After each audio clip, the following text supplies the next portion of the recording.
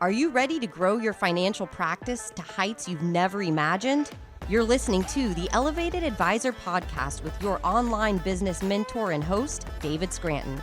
Each week, you'll learn Dave's secrets that have helped him become one of the most successful financial advisors in the country. So are you ready to become an elevated advisor? The Elevated Advisor Podcast starts now. And welcome to the Elevated Advisor Podcast, where advisors come to learn how to attract and not chase. I'm David Scranton, your host, and today we have a very special guest, a gentleman who's made a name for himself in the financial services industry, although quite recently in this regard, in that he helps advisors, independent producers, market themselves, especially with the help of digital efforts. So an advisor who might have one or two assistants or maybe just be in his office by himself can now give the impression of having a much larger operation. So a great big welcome to today's special guest, Terrence McMahon. Now Terrence, you know you've made it in this business. You know how? How? In any business. When you go by one name, right? So you think about Madonna, okay, you think about maybe Beyonce, right? So today we have my good friend T-Mac here. So Terrence, tell us about yourself. I mean, how did you go from being the head of a very successful general agent with a large mutual insurance company to getting into this digital marketing thing where now you're helping independent advisors around the country generate more leads by attracting, not chasing? A simple story. I mean, I spent 25 years to the day. I was hired on December 31st, 1991, and then got sick and retired on December 31st, 2016. 25 years to the day. I was running hard, built a big business, had 150 career agents, 600 brokers, and was doing things the old way, and I wasn't keeping an eye on my health. I got sick. So I was literally terminally ill with liver failure because I was living on a healthy lifestyle, and I was forced to retire. And I got a life-saving transplant, and I had what I call a change moment in life, where I had an opportunity to sit on a beach or in a rocking chair until I die or reinvent myself. And I wanted to solve one problem. I wanted to take the mystery out of client creation.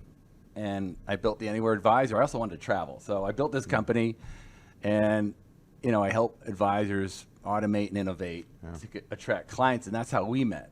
Yeah. And this is your show, so and I'm invited on it, but it's your first show, and I'm honored that you invited me. But I want to turn the tables because I know how hard it is to talk about yourself, as I've done podcasts too. But you have a fascinating background. Will you permit me to interview you? Well, I guess because you are the infamous T-Mac, I guess you can do anything you want on the show today.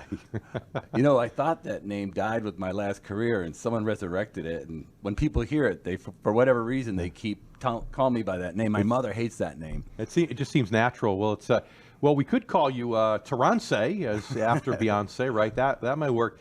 I think the thing that impresses me the most about you, though, and I know you want to ask me some things. I get that, but what really impresses me the most, I think you went through 25 years of frustration with a big mutual insurance company, with a big compliance department that really limited what your advisors could do to market, right? And your advisors were stuck chasing. They had no choice. They couldn't possibly attract because they were limited on what they're marketing. Like you said, it's like playing golf with 3 clubs, right? You're never going to have a great score. And I think that frustration is a large part of what got you excited about this attract, not chase marketing that you happen to be doing parallel to us. It just so happened that we met up because we're going down the same path. Yeah, I mean, I literally started knocking on doors, which was a sales process that this industry was started on in the 1800s, and it hasn't changed much since. I mean, most advisors I talk to, their primary source of new clients is word of mouth. Some level of schmoozing or networking or referrals. And with all the people in my country club that are in tech getting rich, innovating themselves and going online and leveraging technology, I thought there was a way, and I found some ways, and I know you were already there. That's how we met. Yeah, we met for 2 reasons. Parallel paths. We live not far apart from each other, but I saw your social media and your advertising. There's a guy who's putting himself out there the right way, making an offer, automating it, and that's just I think, important to leverage technology and innovate, because these financial companies are living 30 years in the past.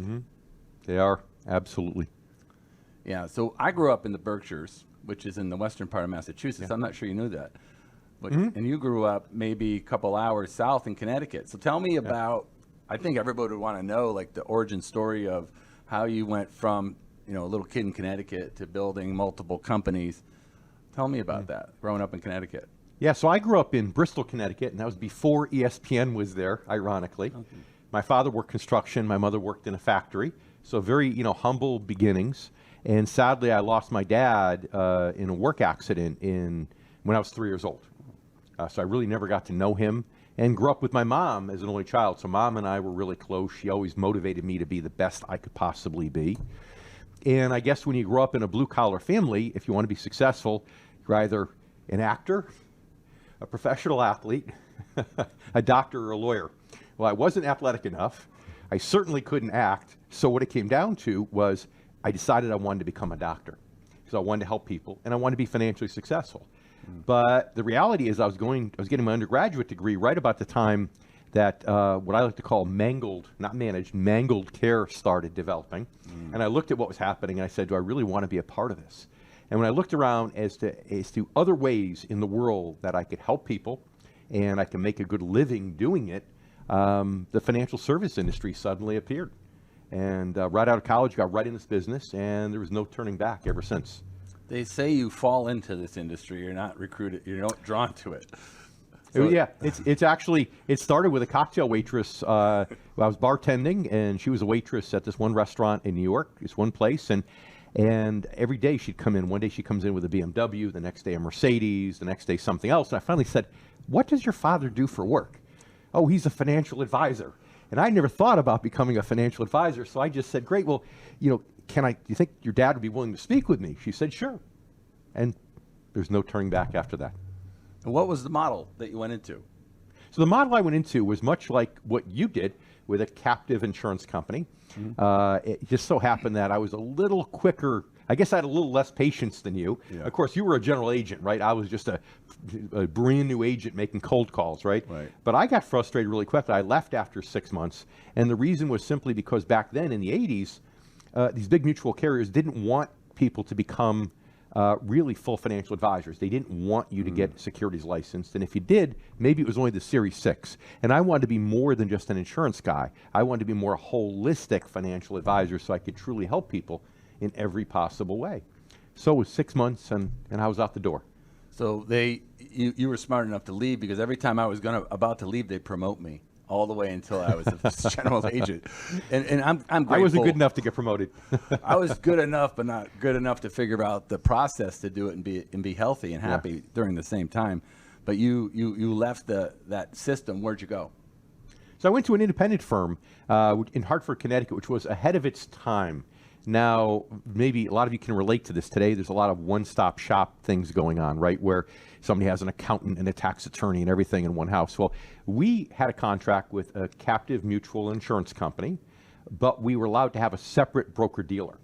And the OSJ for that broker-dealer was actually a CFA, a Chartered Financial Analyst. So it was a real broker-dealer, not an insurance company broker-dealer, right? And at the same time, we had an accountant there. We actually had a tax attorney there. And on the insurance side, we had a gentleman who had a master's degree in insurance. Until I met this particular guy, his name was Mark Garvey.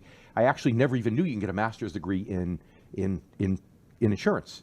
And I was with them for many years, and it was great. It was a one-stop financial shop before it was even fashionable. And for example, the fellow I mentioned, Mark, was one of my first mentors that helped lead me to success. So one of the smartest people I ever met worked for me. He was a CFA. I didn't even know what it was when he hired me, or when I hired him, because I've never hired one or saw the designation before. But he went on to tell me it's a challenging designation, but you have many designations. So at some point, you decided to leverage education. Yeah, I'm a CFA, Terrence, and I still don't even know what it is. Okay. The reality is that, I struggled at the beginning. The first 8 years of my career, I couldn't even make six figures, which I would argue even back then, the late 80s, early 90s, still was not really successful. If you're making 70, 80,000, you're okay, but it wasn't great. I was struggling, certainly not the standards that I had hoped for myself. So my answer was I had to learn more. I didn't know enough, right? So I become a CLU, a CHFC, a CFP, got my CFA, even the MSFS, the Master's Degree in Financial Services. I knew everything, right? But then I had to look in the mirror one day and realize that I still couldn't sell. The problem was I still couldn't convince prospects to become clients. I was chasing in my marketing and lead generation. I was chasing in my sales process. I wasn't attracting, and I was really struggling. So finally I had to look in the mirror and say, okay, education wasn't the problem. I knew more than most advisors. I just needed to learn this business. And mentorship ended up being truly the key to my ability to ultimately grow beyond that glass ceiling by leaps and bounds. So what was the moment that you found out or figured out that you had to shift your thinking from this is not necessarily an education business, because I know lots of advisors that are fully decorated and they have the world's worst $60,000 a year job. Yeah. Like, what was a shift that you said this is a prospecting business or a... So my CPA, who's done my tax returns for many, many years and many years after, had always put occupation, financial sales. But I guess I never really paid attention to that. I just signed the tax return. So one day after I got all these designations, I'm signing my tax return. I'm looking down, it says financial sales. And I thought about it and I said, I think that's the problem. I need to learn how to sell. And frankly, I knew I needed to learn how to market too, because all the chasing I was doing was absolutely exhausting. And yeah, I was in my 20s. So, when you're in your 20s, you're a male, you got a lot of testosterone, and maybe you could chase, maybe you could be competitive. But even in my late 20s, it was already getting a little bit tiresome, all that chasing. And I looked at some of the top advisors that are out there. There's a guy in my agency, I remember his name was Gene, who made it look seamless, who just seemed to attract. And he was a big producer, and he was always walking around relaxed. He seemed to attract prospects. He was never chasing. He was writing huge amounts of business. And here I'm out there grinding it out. I look like I'm chasing, right? And I was doing a fraction of what he was doing. So I wanted some of what he had. Yeah, your business, because I know a little bit about your background, you've iterated and evolved and changed and shifted many times in your career. At what point, I think people would think this is relevant, at what point did you stop looking at yourself as having a job and really look at yourself that you have a business that you could grow? Because you've done a particularly good job at growing not only one business, but many. Yeah. It was a mentor that I had met actually back in 1999, a fellow that a lot of our listeners and viewers, whose name they might even recognize, Rick Metcalf. Met him in 1999. He passed sadly in 2002. But he was the one who really kind of hit me over the head and taught me that, hey, you need to run your business. You need to be a business owner. Up until that point, I had one assistant. It took me a long time to get that one assistant. But that was it. I really didn't have a vision or a roadmap or a path as to how I could grow my practice.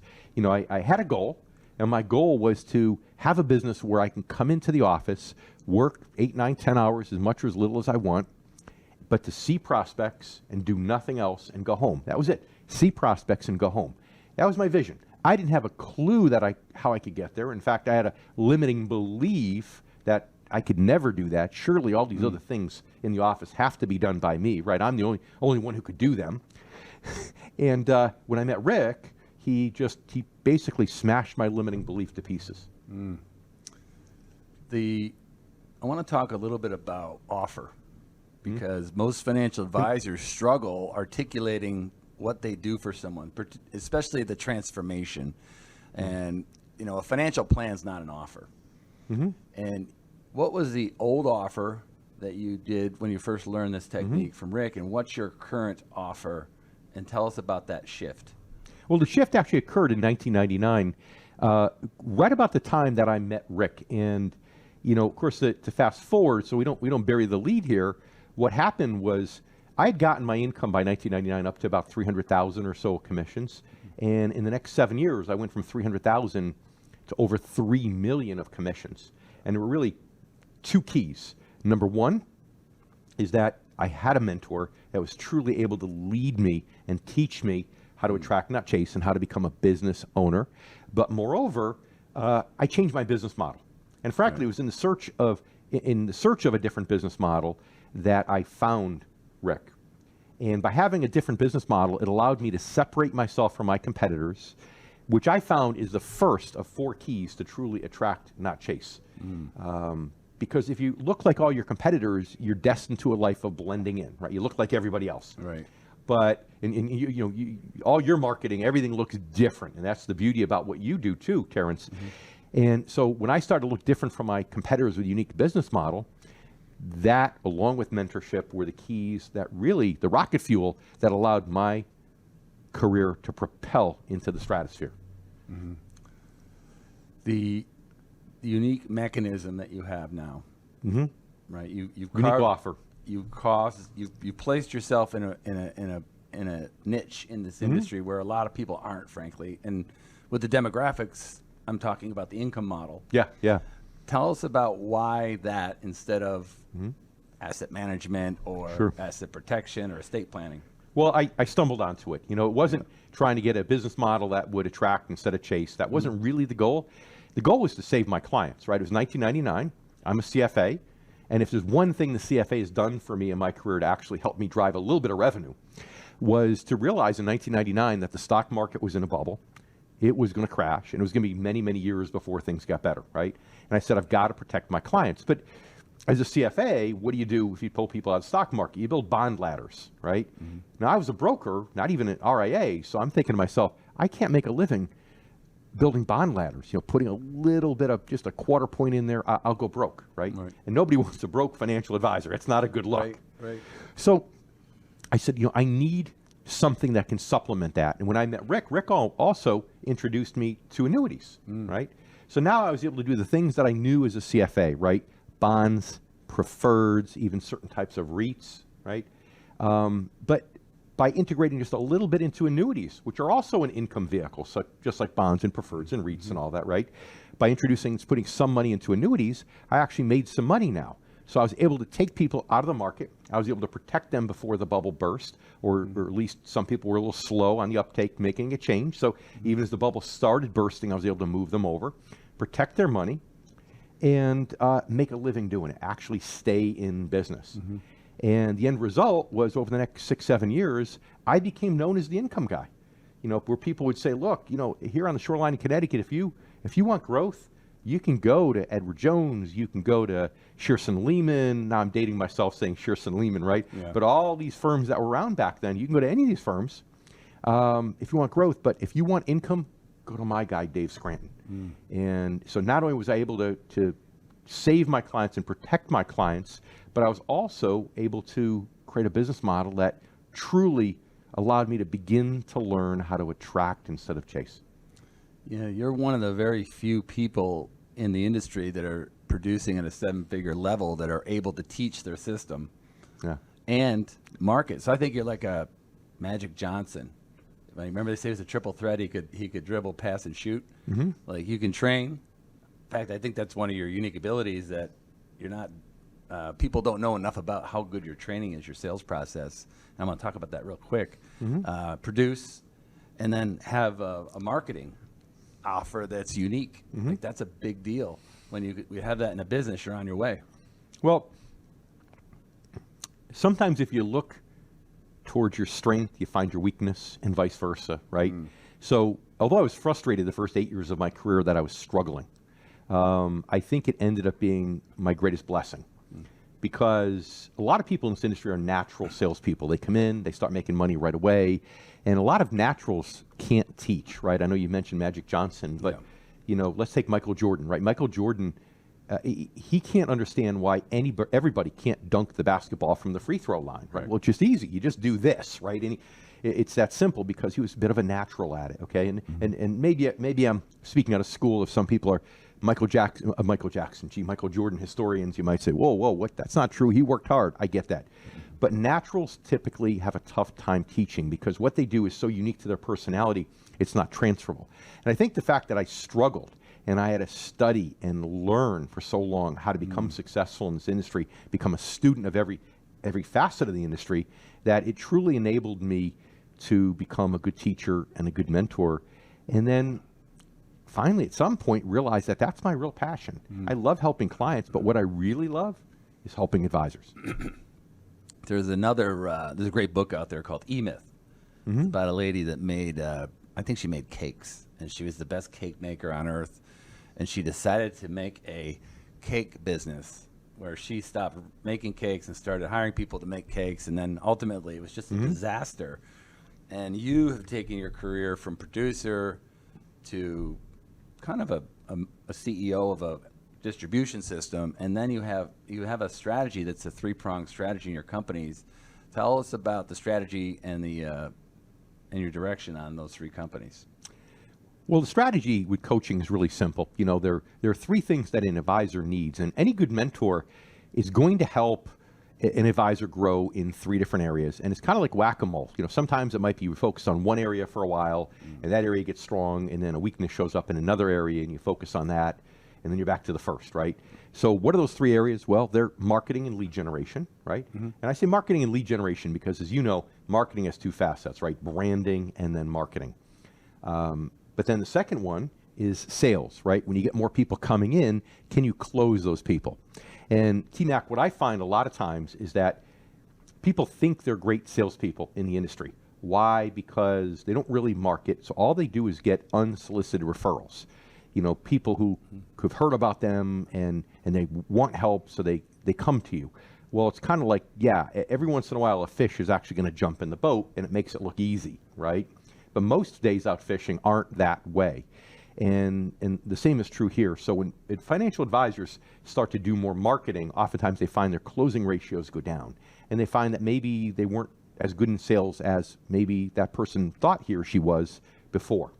So marketing lead generation is one. Sales and converting the prospect to a client's another one.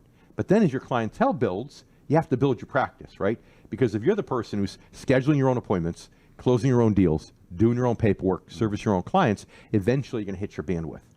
So now you have to know how to attract and hire and manage and motivate key people to do all that kind of stuff so that you can achieve essentially what my dream was, what my goal was in the 1990s, and that's to come to work, see qualified prospects, and do nothing else. My whole job, convert prospects to clients. And if you think about it, you know, T-Mac, right? You did this long enough, that's really the only thing that's worth $1,000 or more pay in our industry. That's what gets people to that multi-million-dollar level. All the client service, all the other stuff is $20, $30, $50 an hour work that easily can be delegated. So again, marketing lead generation, sales, and practice management. Those are the three real drivers that help any advisor grow the practice and learn truly how to attract and not chase. Give us a quick example of attract, not chase. Well, and point specifically to a problem you see advisors make time and time again, and where it falls off, and why they need to attract. Okay, so I'll give you a couple. Okay, so there's a few. I'll give you a few. How's that? Good. One is blending with your competition, right? If you look like your competitors, you're chasing, right? People aren't going to be attracted to you because they don't know why they should be attracted to you. You look like everybody else. Okay. Another one is often in lead generation. Like dinner seminars are very popular in our industry, right? And dinner seminars are great, and some people who are really good at them make a lot of money, but there's a lot of people who spend a lot of money on dinner seminars and don't get anywhere, and they finally quit. And the reason, because that's a chasing-based methodology, right? If I'm bribing you with a steak dinner, right, and we're here in Southern Florida, right, you know, so and we're both of the age where we get invites, right? We don't have to eat at home at all, right? We can eat out in Ruth Chris every single night, courtesy of some local financial advisor, right? Yeah. So we know that they're chasing us, right? They know it, we know it. It's a chasing-based methodology. And the last thing is in sales, right? When you get in sales, there's a lot of the things that advisors do to make a mistake, to actually mess up the attraction part of it. And a lot of them, for example, too much small talk at the beginning of a meeting, right? That's what salesmen do. You might have a red light on your forehead that says you're a salesman. Offering somebody 4, 5, 6 free meetings to become a client, doing proposals for free. These are all simple examples of things that you might as well have that red light on your head that says you're a salesperson. And they're chasing-based methodologies. And see, here's the thing, T-Mac, right? Let's say I'm chasing you down an alleyway and you don't know me, and you think I'm some mad lunatic, so you're running from me, right? And now I just turn off in a doorway and I disappear after having chased you for a while. What are the chances you now are going to turn around and chase me if you had just been running from me for several minutes? Right? Not going to happen, right? Well, that's the point. Once the prospect feels like he or she's being chased and that person is running from you, or maybe they've got their guard up, right? Then, which is, running from you is a great metaphor for putting their guard up, thinking they're being sold. Once that happens, it's almost impossible to turn around and get them chasing you again. So the mistakes can happen at many stages, and the key is to get everything right in the attract, not chase formula. One of my favorite quotes is by Emerson. He says, "Who you are shouts so loudly in my ears, I cannot hear a word you say." And what did you call that in your training? I just watched your training as a commission breath. That's right. That's right. Call it product breath, right? Because it's So if you're selling annuities, I call it annuity breath. If you're selling a managed money platform, it's it could be XYZ breath. Life insurance breath. And once people know that, they know what you're selling, then they've got control, and you don't. And even if you let them know, look, this may not be the answer for you. In their mind, if you go and start having annuity breath, TMAC, they're going to say TMAC equals annuity. Okay, if I want to buy an annuity, I'm going to go see TMAC. So now they go home, they Google annuities, they do all the research, they hear what Ken Fisher has to say, what Susie Orman has to say, right? And then at that point, you've lost control, and they have control.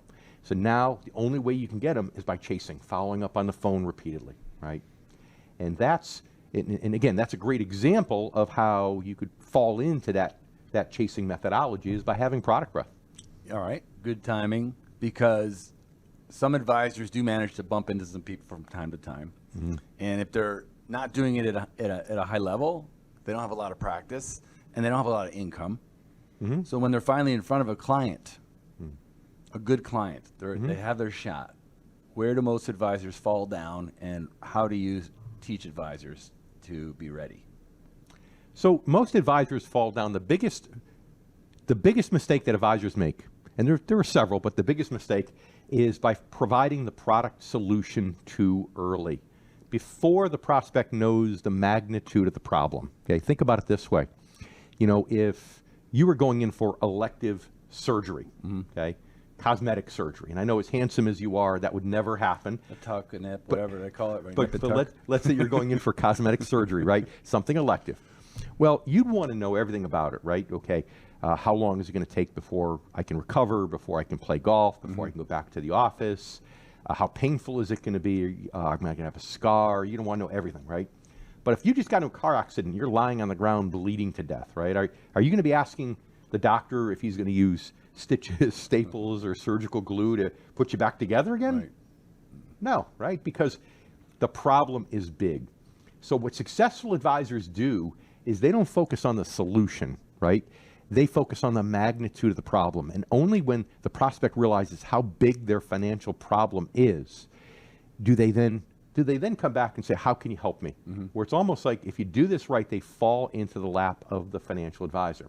And the smart financial advisors, as we teach financial advisors to do, the smart financial advisors actually become the advisor of record on the account before they even put a plan together or talk about a solution.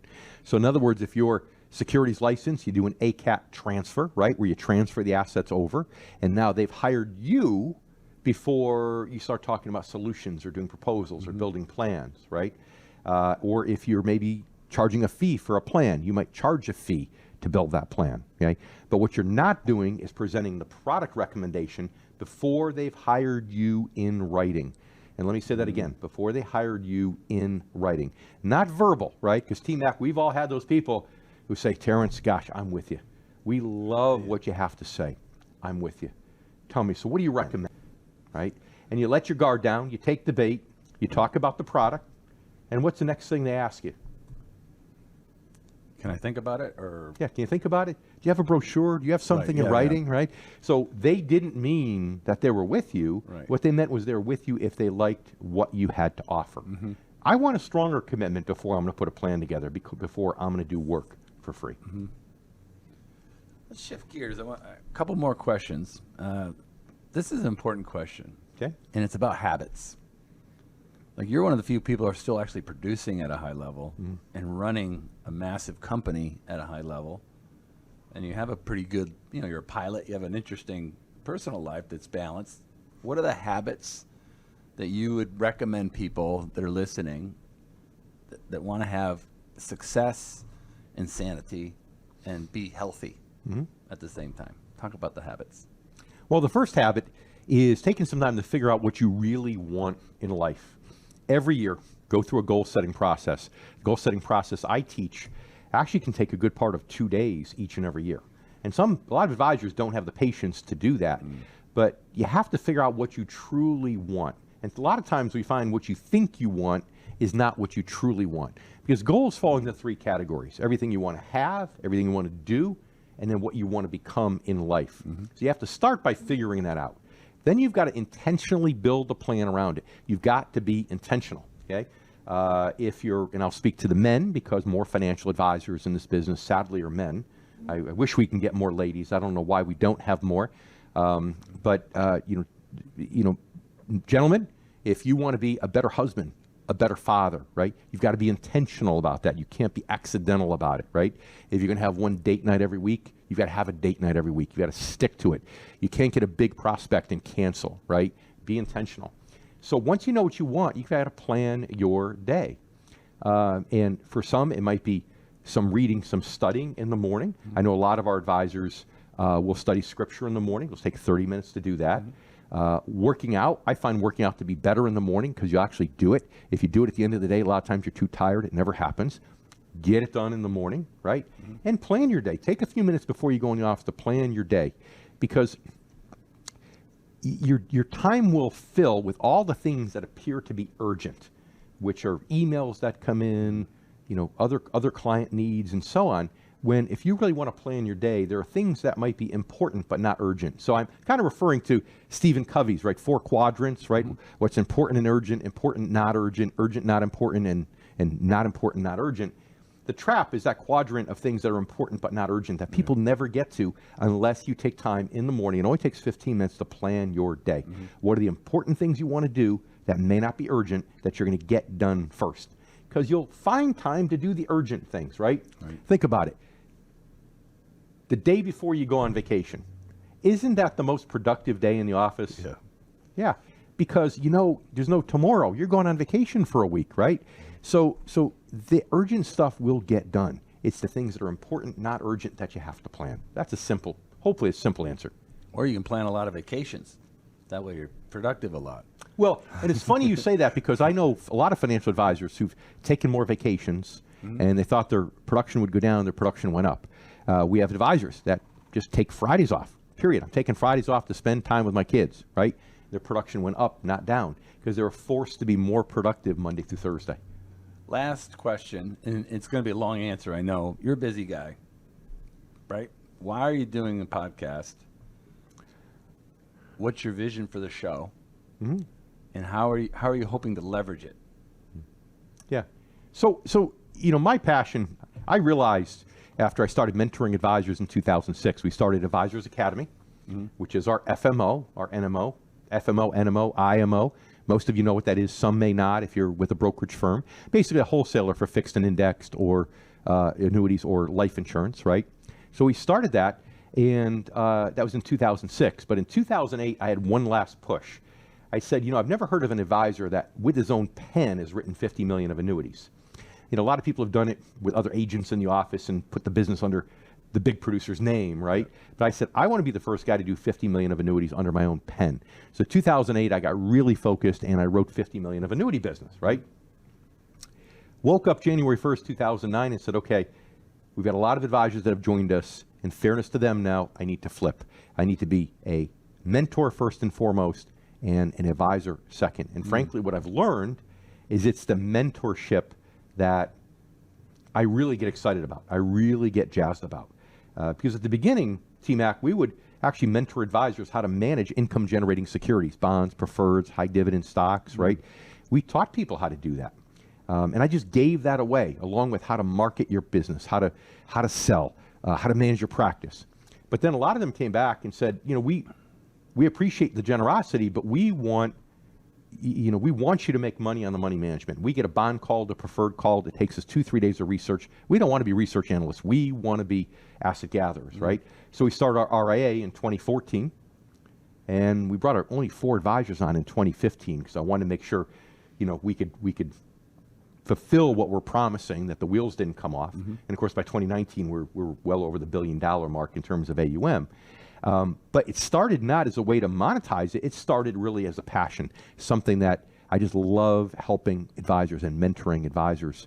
And then, of course, that in 2019, we actually started the franchise, the Retirement Income Source, formerly known as the Retirement Income Store, now the Retirement Income Source, which is actually a franchise for advisors who really want to become income specialists and want concierge hand-holding along the way. So, T-Mac, this podcast is really just another way for us to help people. I have phone calls every day with people across the country who have never worked with us. For whatever reason, they can't work with us. Their business model won't allow, but I know I've helped them grow their business. There's a guy I remembered I mentored in the early 2000s that finally joined us 2 years ago because he remembered us, it came back, right? So my whole life is about helping financial advisors, whether they join us or not.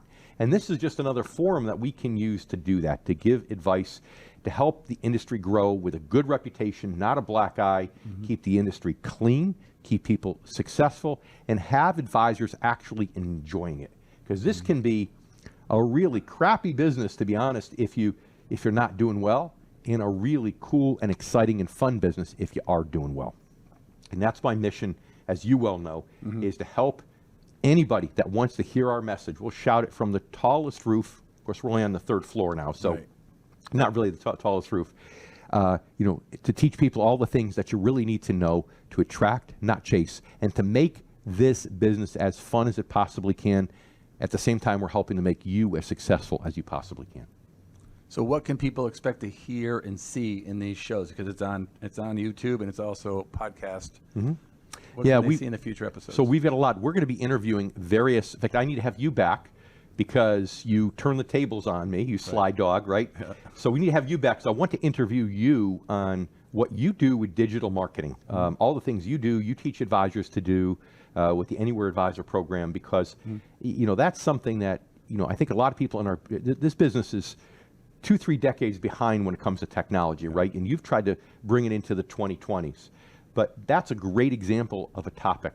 There's another gentleman that we have on our docket that's going to talk about mentorship, what mentorship has meant for him throughout his career, and how to pick a good mentor from a bad mentor, right? And guests that can add value in certain areas that can help our viewers and our listeners really learn what it means to attract, not chase, and can really learn how to blow the top off of their practice in a very good way. Right. Be more, do more, have more. That's right. Good show. That's right. Great. All right. Well, thank you, T-Mac, for being here. I really appreciate this, even though you threw me a bit of a curveball. But I'm used to you throwing me curveballs, so I guess this is okay. Awesome. And I want to thank you, too, for joining us today. And we urge you to come back each and every week on our podcast here, the Elevated Advisor Podcast, for those advisors that really want to learn how to attract and not chase. I'm David Scranton, and thanks for joining us. You have been listening to the Elevated Advisor Podcast. If you enjoyed this episode, please subscribe and share it with your colleagues. If you would like to talk about elevating your financial firm, reach out to us at theelevatedadvisorpodcast.com. Investment advisory services offered through Sound Income Strategies, LLC, an SEC-registered investment advisory firm. Sound Income Strategies, LLC, and the Retirement Income Source, LLC, are associated entities.